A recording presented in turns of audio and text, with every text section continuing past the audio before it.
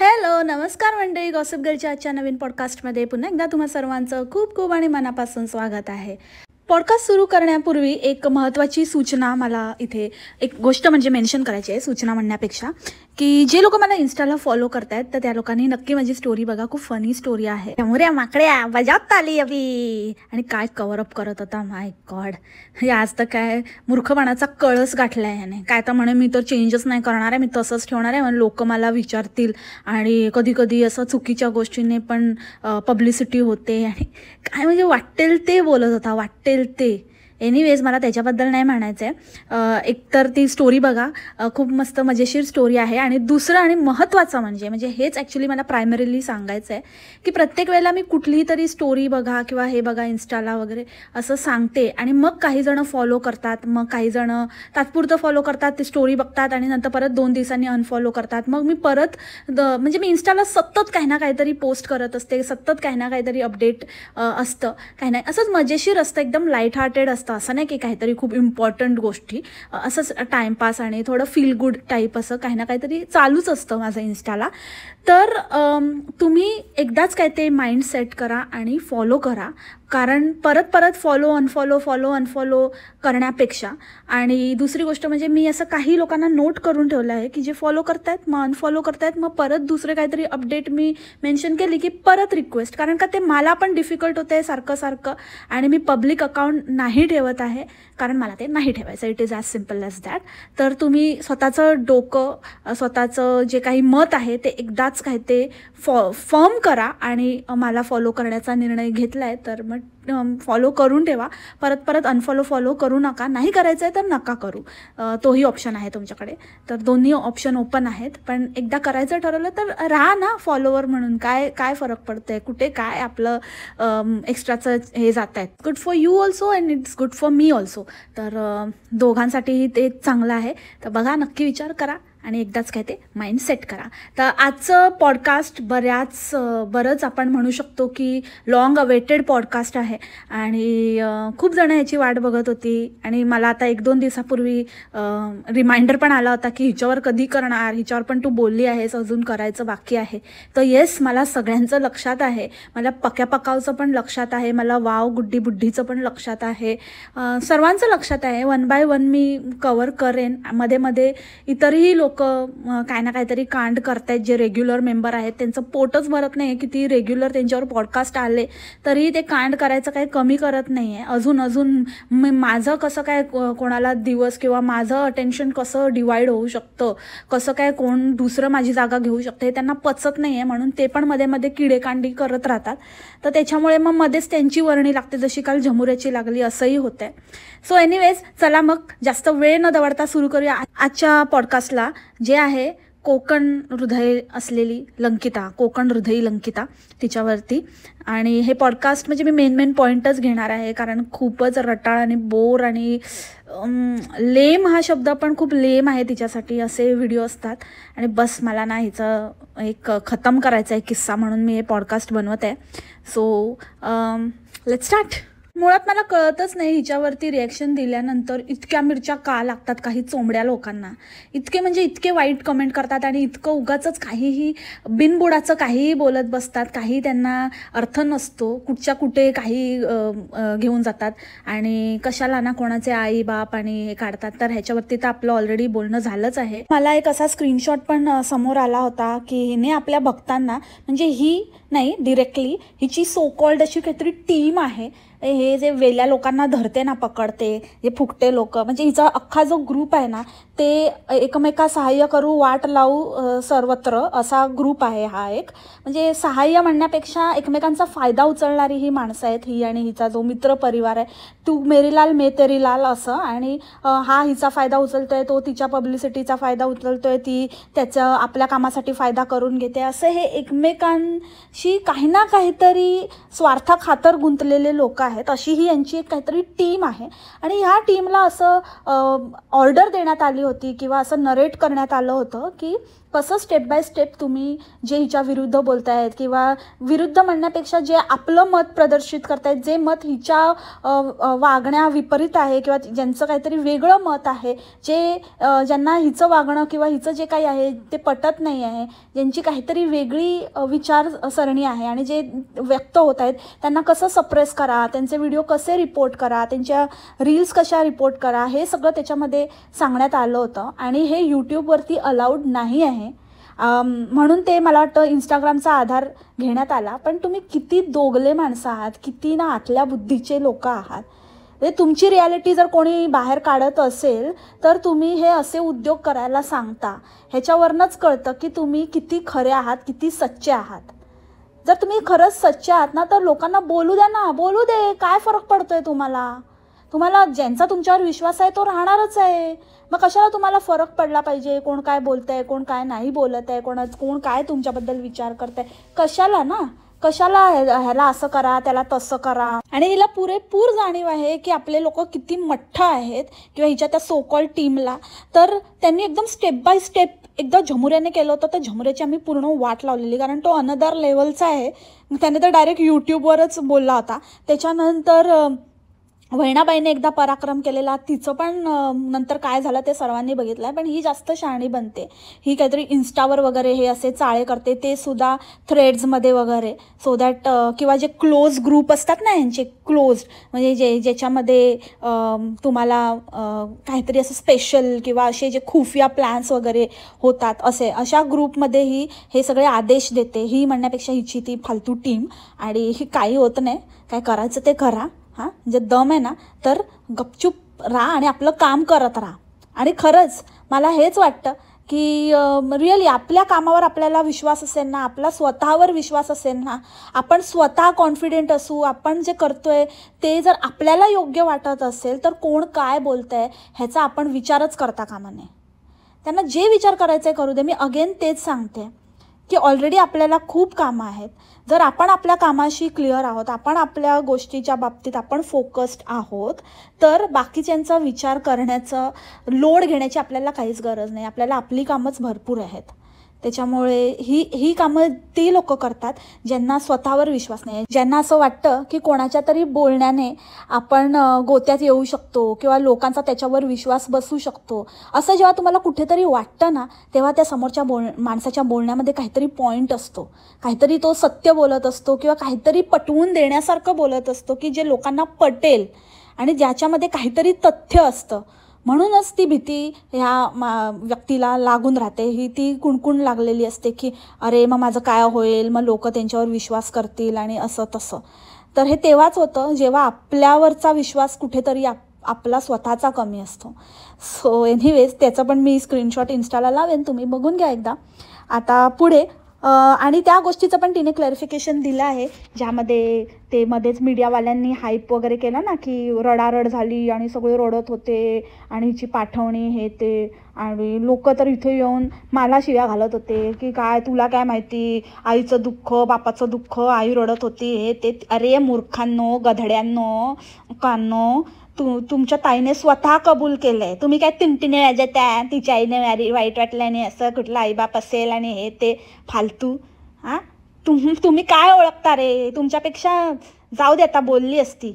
तिने स्वतः कबूल केला, तुम्हाला तोंड घशी पाडला. आता बसा तिकडे बुचकळून घेऊन स्वतःचं थोबाड.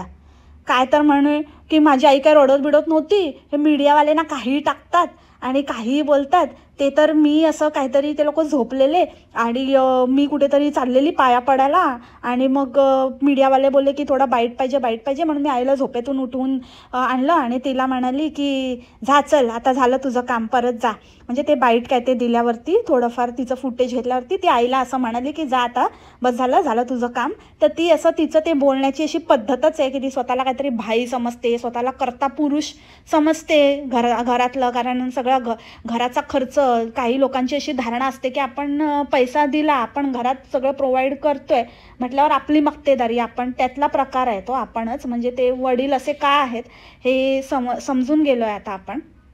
कारण वडील पण तसेच आहेत, म्हणजे त्यांना पण काही फारसं काही जमत नाही. मी तुम्हाला आधी पण सांगितलं होतं की एक एक्सपिरियन्स आपल्याच सबस्क्रायबरने शेअर केला होता की ते तिथे गेले होते आणि त्यांनी हिच्या वडिलांना कॉल केला आणि तेव्हा हिचे वडील म्हणाले, नाही आमच्याकडे काही कामाला माणसं वगैरे नाही आहेत, तर आता इथे काही येऊ नका, इथे काही म्हणजे तुमचं काही सोय होणार नाही म्हणून.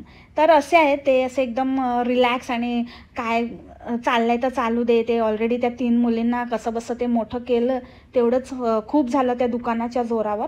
त्या व्यतिरिक्त आता काय त्यांची काही फारशी कामबिम करण्याची इच्छा नाही.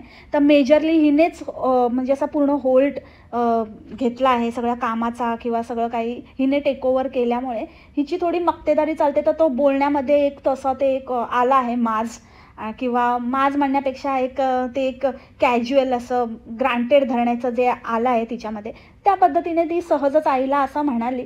आणि जे आईला तिच्या लागलं, ऑब्व्हियसली कोणाला पण असं लागणारच ना. म्हणजे एक जेन्युइन कोणती पण व्यक्ती असेल तर तिला कुठेतरी थोडंसं असं वाटणारच की अरे म्हणजे आपल्याला काही इज्जत आहे की नाही आहे. असे सगळेच काय पडीक नसतात ना यांच्या सबस्क्रायबर आणि यांच्या भक्तांसारखे फालतू, की कसंही काहीही ट्रीट करा तरी पण आपलं तेच मागे मागे मागे मागे चाटुकारिता करत फिरायचं. तसं नाही ना. आई ती आई असते, तर त्या आईला लागलं आणि त्यासाठी ती रडत होती, हे हिने स्वतः कबूल केलं. तर तिच्यामध्ये ते पण आहे, ते आणि अजून एक माज आहे तो वेगळाच. एखाद्या मुलीने सांगितलं असतं की बाबा रडले तर त्यांनी पब्लिश केलं आहे, रडली माझी आई तर रडली, पण नाही आम्हाला तर आम्ही कसे अतिशहाणे आहोत ते तर दाखवायचंच आहे. आणि मीडियावाले कसं खोटं छापतात, भलेही तुझ्या बाजूने छापतात पण ते कसे खोटे आहेत असं वरून आणि मीडियावाल्यांना तोंडावर पाडायचं आहे. तरी मीडियावाले पण चाटू पत्रकारिता करतच असतात. स्पेशली हे खाजश्री वगैरे हे जे आहेत, जोकमत, खाजश्री, जोकसत्ता, हे लोक असे पडीक असं ज्यांना कोणी विचारत नाही आता त्यांना ह्यांचाच आधार राहिला आहे, त्याच्यामुळे असे पडायची कामं करतात आणि आपली इज्जत काढून घेत असतात सतत. तर ते एक आहे. तर तिच्या मेन म्हणजे तिचे जे अंधमंद भक्त आहेत जे मला सुनवायला येत होते, तर त्यांच्यासाठी हे होतं की तुमच्या ताईने तुमच्याच थोबाडावर एक चांगली चपराक लावून दिली आहे, तर जास्त वचवच करत इथे येऊ नका. तुमची तर एवढी पण लायकी नाही आहे की तुमच्या कमेंट्सना ती बघत पण नाही, साधं रिप्लाय तर सोडा, एक हार्ट पण नाही, एक्नॉलेज पण नाही करत. तर त्याच्यामुळे तुम्ही कमवून देत राहा आणि ती तेवढंच करू शकते. म्हणजे बघा ना, एखादी व्यक्ती थोडा तरी टाईम स्पेंड करेल, थोडं तरी आपलं काहीतरी पर्सनल लाईफ एन्जॉय करेल. आत्ता नवीन लग्न झालं आहे, बाकी तर गोष्टी सोडाच, पण एक दिवस कॅमेरा हिच्या हातातनं, म्हणजे जो की ती स्वतः नाही पकडत पण दुसऱ्याला पकडायला लावते ती व्यक्तीबरोबर. म्हणजे कुठे त्यांचा तो पर्सनल स्पेसच नाही आहे. कुठे ते एक आपलं असतं ना असं नव्या लग्नाचं असं एक आपला मुमेंट ते नाहीच आहे. सगळं काही अक्षरशः पब्लिकसाठी आहे, सगळं काही नुसतं कॅमेरा आणि फक्त पैसा पैसा पैसा पैसा. स्वतःचं जे मानसिक समाधान, आपण ज्याला पीस ऑफ माइंड म्हणतो, किंवा आपलं जे आपला एक टाईम असतो, ते कुठेच हिला म्हणजे ते जगण्याशी काही घेणं देणं नाही आहे. जितकं मिल्क करता येईल, जितकं हे कंटेंटवर छापून घेता येईल, कल हो ना हो अशा आवेशात ही जगते आहे आणि त्या नवऱ्याला आणि बिघडवते आहे. हल्ली तर मला तो सॉर्टेड वाटायला लागला आहे आणि आता मला हळूहळू कळायला लागलं आहे की ॲक्च्युली जे लग्नाचं वगैरे पण जे काही झालं ते सगळं बहुतेक कुठेतरी यांची बोलणी झाली असावी की बाबा त्या नवऱ्याला ते कधीच मान्य नव्हतं, बट स्टील एक हिच्या समाधानाखातर किंवा आईवडिलांसाठी, सासू सासऱ्यांसाठी ते त्यांनी केलं. मेनली तर आईवडिलांचं आणि सासू सासऱ्यांचं पण तसं काही घेणं देणं नव्हतंच लग्नामध्ये, म्हणजे हिच्याच समाधानासाठी त्याने अग्री केलं. पण आता त्याने आधीच सांगितलेलं असणार आहे की बस तेवढंच, ते काही मी जे नाचलो आणि जे काही नाटकं केली आणि जे काही फुटेज जितकं द्यायचं होतं तितकं मी लग्नात दिलं, ह्याच्या पुढे माझ्याकडनं एक्सपेक्टेशन ठेवू नको, मला माझ्या कामावर फोकस करू दे. आणि त्यामुळेच आता त्याचं बिहेवियर, जे ॲक्च्युअल त्याचं जे वागणं आहे, ॲक्च्युअल स्वभाव आहे, ते आत्ता बाहेर येतो आहे. आणि आता तुम्ही बघतच असाल की काय काय चाललेलं आहे. जर तुम्ही फॉलो करत असाल तर तुम्हाला माहिती आहे की काय संभाषण आणि काय गोष्टी घडल्या आहेत. त्यावर आपण येऊयाच आता point two point. So story begins here. जो मुलगा आहे टुणाल, हा एक होतकरू मुलगा आहे, काहीतरी करू पाहणारा हा मुलगा आहे, इंडस्ट्रीमध्ये आपले पाय रोवू पाहणारा, आपल्या टॅलेंटच्या बळावरती काहीतरी करू पाहणारा मुलगा आहे. आणि ही एक मंजिरी कलाकार आपण जिला म्हणू शकतो, म्हणजे कलाकार तर ही नाही आहे पण मंजिरी खिलाडी, येस खिलाडी इज द राईट वर्ड आहे. आणि त्याने कुठेतरी चला ठीक आहे, आता बाकी सगळ्यांना तर हिची रियालिटी माहितीच आहे, त्याला पण माहिती असावी, पण ठीक आहे चालवून घेऊ आणि बघू आपलं कुठे काय होतं.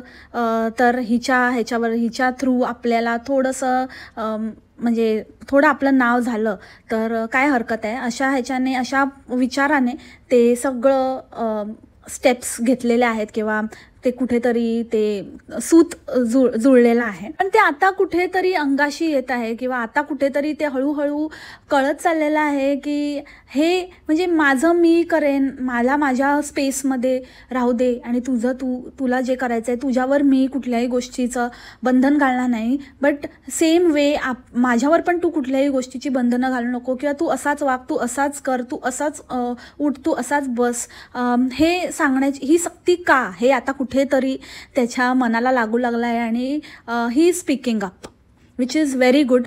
आणि खरंच म्हणजे असं जर पहिल्यापासूनच सॉर्टेड राहिला आणि पहिल्यापासूनच कुठल्याही गोष्टीचं आपल्यावरती लादून नाही घेतलं ना तर खूप you will stay longer or I can say की you have the long way to go जर ही गोष्ट कायम ठेवली तर. पण जसं ती इतरांच्या बाबतीत करते तेच ह्याच्या बाबतीतही करायला बघते ती की मी माझं आणि मी तुला उद्या आणेन, मी तुला हे करेन, माझ्या थ्रू तू काही करू नको, मी तुझं बघते, मी तुला. पण हे नंतर खूप सफोकेटिंग होऊ शकतं. So you are on a right track to नाल. हिची स्मॉल बॉसमध्ये एंट्री कोणामुळे झाली तर त्या ढिप्पीमुळे झाली. तर त्या ढिप्पीमुळे हिची एंट्री झाली.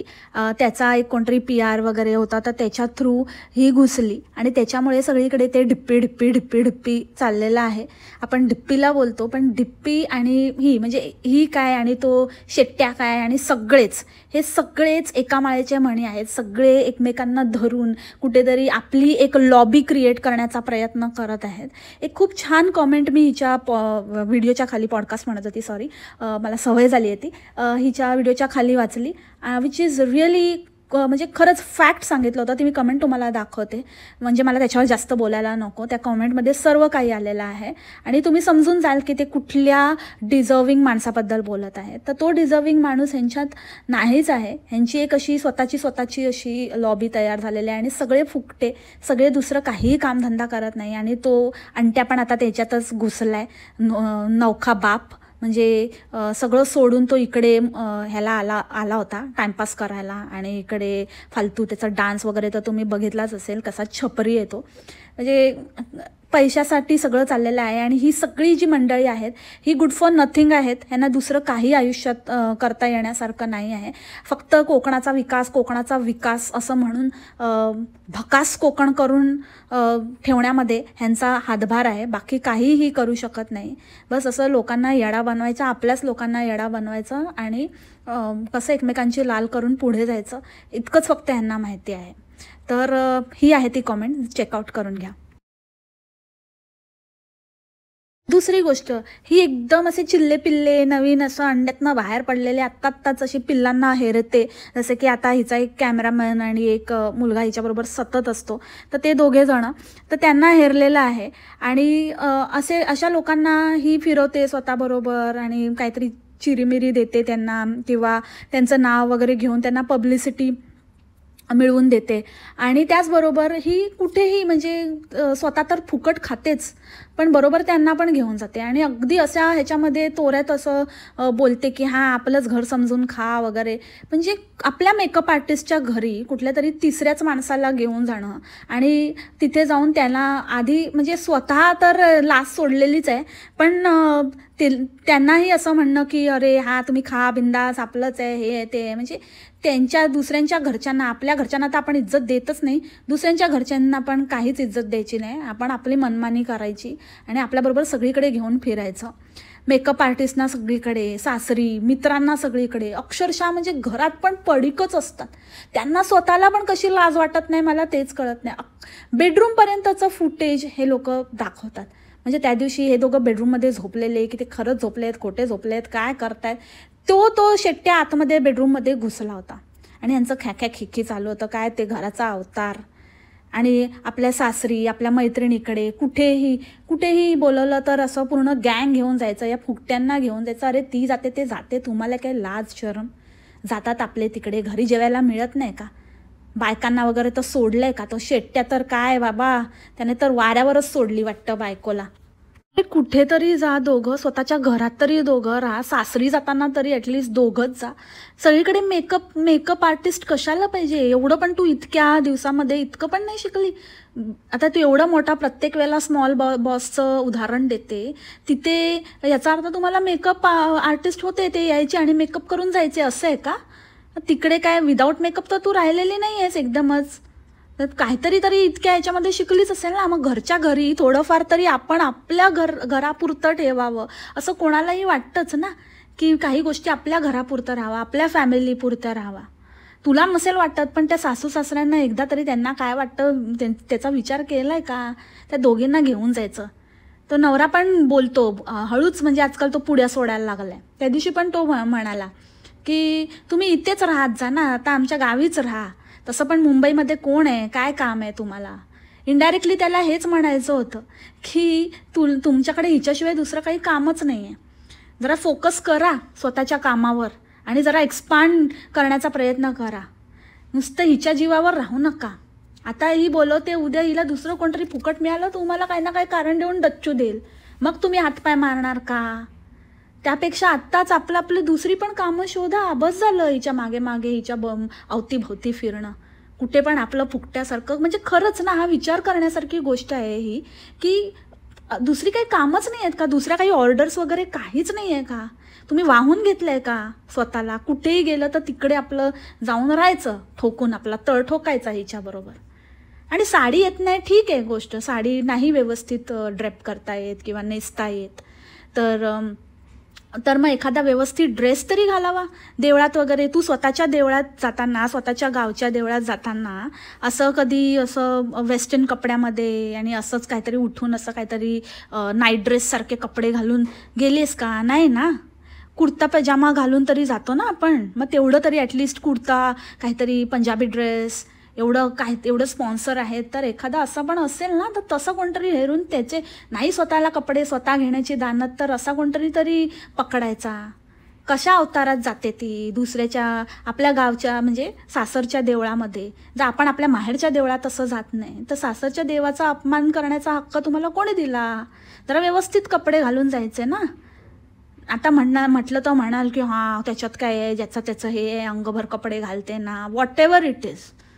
अंगभर कपडे घालण्याचा प्रश्न नाही आहे, पण पारोशी कसं जायचं, कसं राहायचं. आणि आत्ता लग्न झालं आहे असं पण नाही की बाबा किती काळ लोटून गेलाय तर कसंही जायचं. साडीच नेसा असंही मी म्हणत नाही, पण एखादा ड्रेस तरी. अवॉर्ड फंक्शनवरनं त्याला इतकं सुनवलं. अरे भाई, त्याची आयडेंटिटी असू शकत नाही का?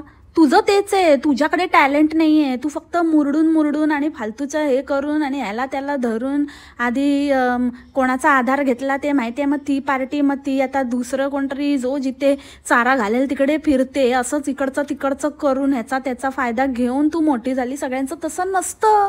काही लोकांचा आपल्या टॅलेंटवर भरोसा असतो. तुझा नवरा त्यातला एक आहे, त्याला त्याच्या टॅलेंटवर पुढे जायचं आहे आणि त्याला असं कोणाचा आधार नको आहे, कोणाच्या आधारावर त्याला नाही जायचं आहे पुढे, त्याला त्याच्या मेरिटवर जायचं आहे.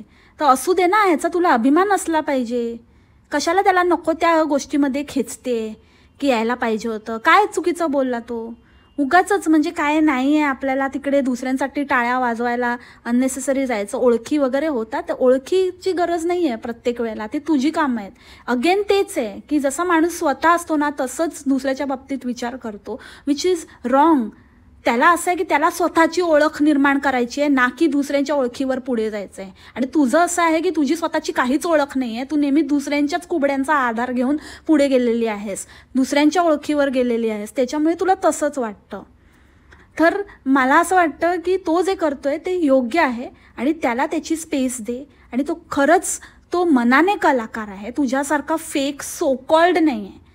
ते ॲक्टिंग आहे, त्याचा प्रोफेशन नाही आहे. तो संगीतकार आहे आणि संगीतकाराला संगीत सुचण्यासाठी, त्याच्यामध्ये रमण्यासाठी एक स्वतःची स्पेस लागते, स्वतःचा वेळ लागतो, एक स्वतःचं एक त्यांना एक विचार करण्यासाठी म्हणजे एक हे असतं त्यांचं, एक झोन असतं.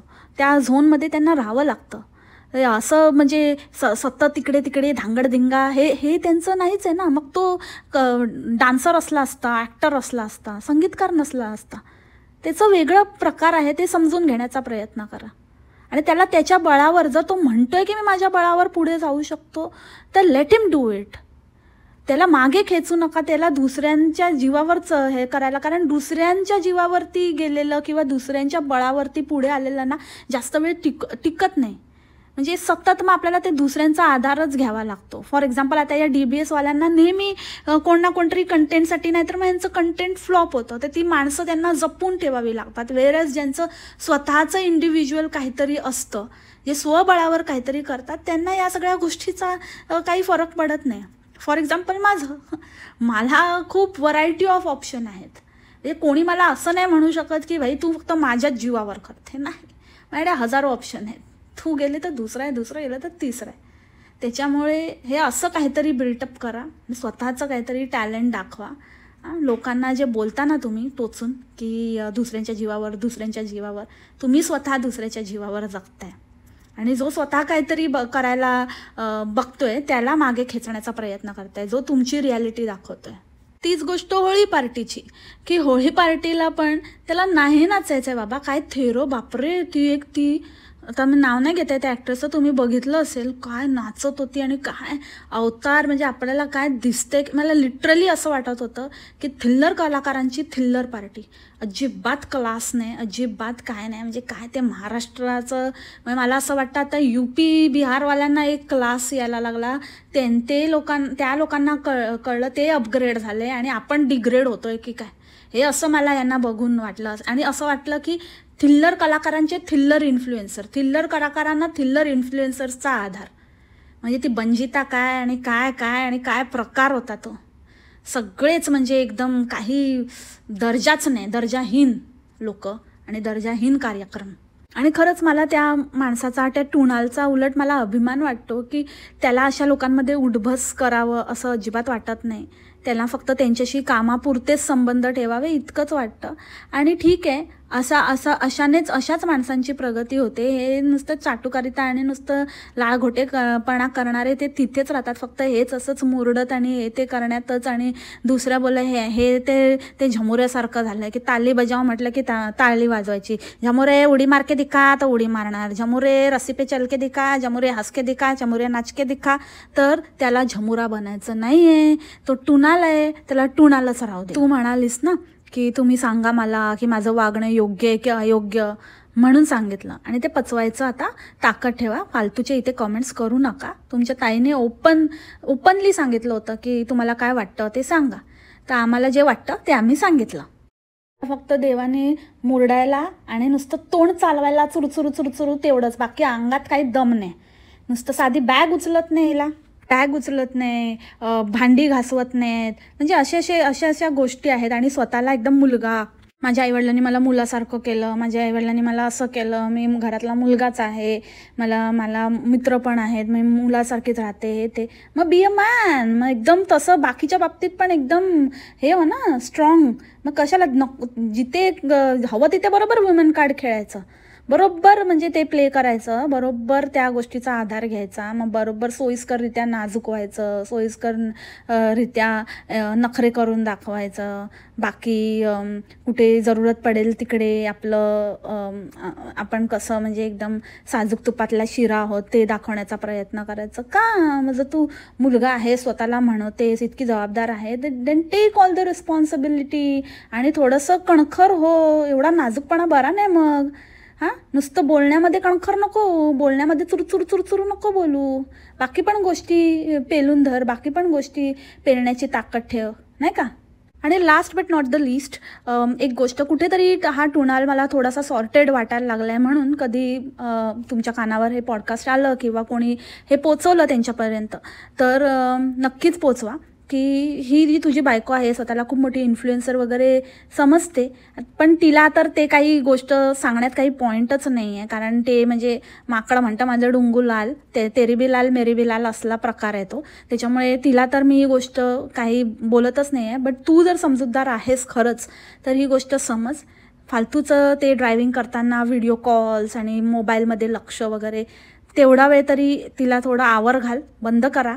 तेव्हाच काही त्या ढप्पीला कॉल लावून प्रत्येक वेळेला तीच वेळ मिळते का बोलण्याची? कुठेतरी साईडला लावून बोला इतकंच असेल तर, कारण वेळ सांगून येत नाही. आणि ती वेळ आली ना तर मग परत कुठली वेळ पाहायला मिळेल की नाही मिळेल ते पण माहिती नाही, ते पण वेळच सांगेल.